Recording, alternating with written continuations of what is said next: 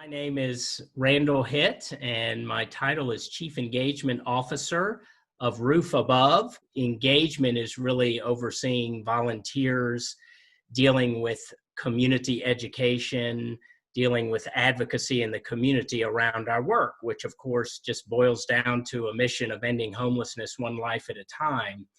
It also includes running the day-to-day operations of a day services center that's within our organization. So that is a center that's open 7 days a week, and it provides such services for folks experiencing homelessness as laundry and showers and checking your mail, getting a daily lunch. I have a wonderful team in which I work with, and we are all passionate around ending homelessness. What is the scale of homelessness in Charlotte, North Carolina? Right now, that number is a little over 3,600. It is a number that is captured every quarter. So in our case, that number, it's a little over 3,600, and the latest number was released through the end of March of this year. That does not necessarily include people who are living paycheck to paycheck and living out of a motel, where they might be doubled up with other family members, which for a lot of people, they would say that's experiencing homelessness as well. How we're adapting to COVID-19, it's been quite interesting for us. Our day services center, if you imagine a building that at a certain time we open up, people can come in, they can sit down, they stand in line to check their mail or to sign up for services. Well, in this case, people have to wait outside, and it's very tightly controlled about who can come in. And there's only so many people that can be in the center at the same time. Usually people would come in and sit down and eat and then leave, and we keep a flow of a line coming. It's now all grab to go. Somebody experiencing a stay-at-home or experiencing homelessness who's told they need to stay at home, that's very hard to do when you don't have a home. So if you look at our shelters for men, where we had 410 people who had beds between those two shelters, we have partnered with Mecklenburg County, who is funding some motel space. So we were able to remove some people from the shelter, put them into motels to allow us for less people in our shelter. We've probably got, on a daily basis, we would likely have 75, 80 volunteers every day assisting us, possibly.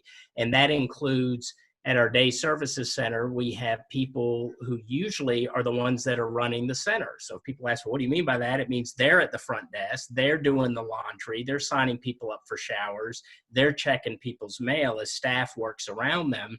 But in addition to that, we've got an incredible number of groups that visit our sites every day, or were visiting our sites every day, to provide meals.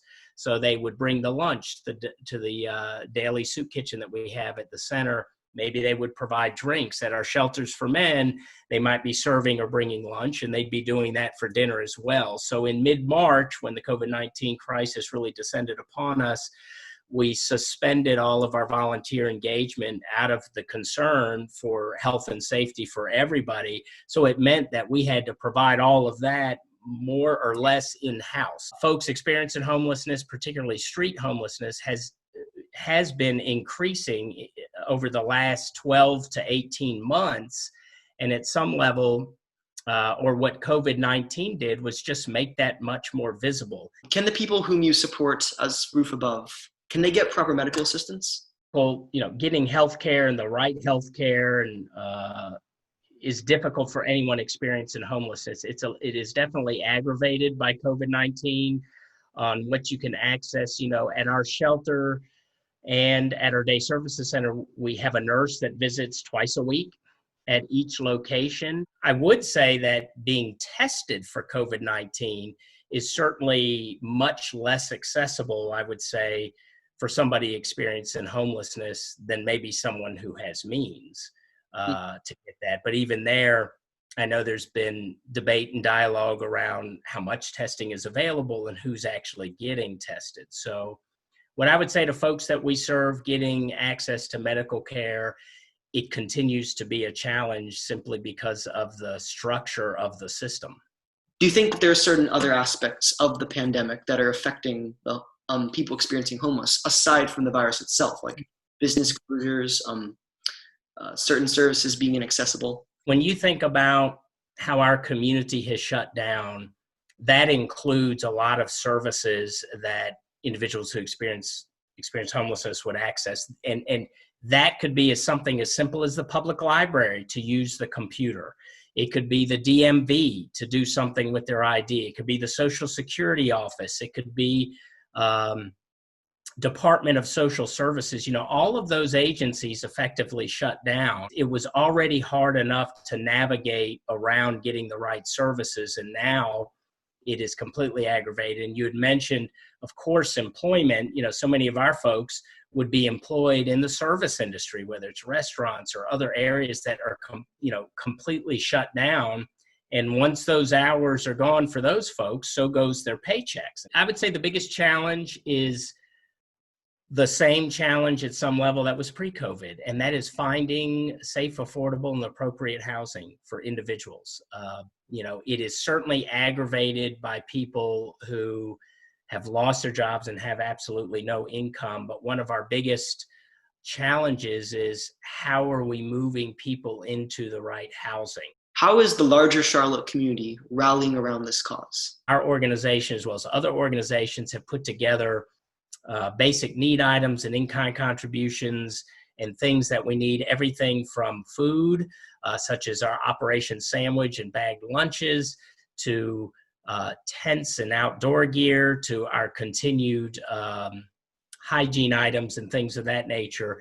And the other thing is we've had a lot of groups, from individuals to corporations, who have also stepped up very generously through their financial contributions. And that's been very helpful. As an agency, we've also had increased expenses just operationally, whether it's additional things we've needed to do because of COVID-19, whether it be supplies, added staffing, or added security, or something of that nature.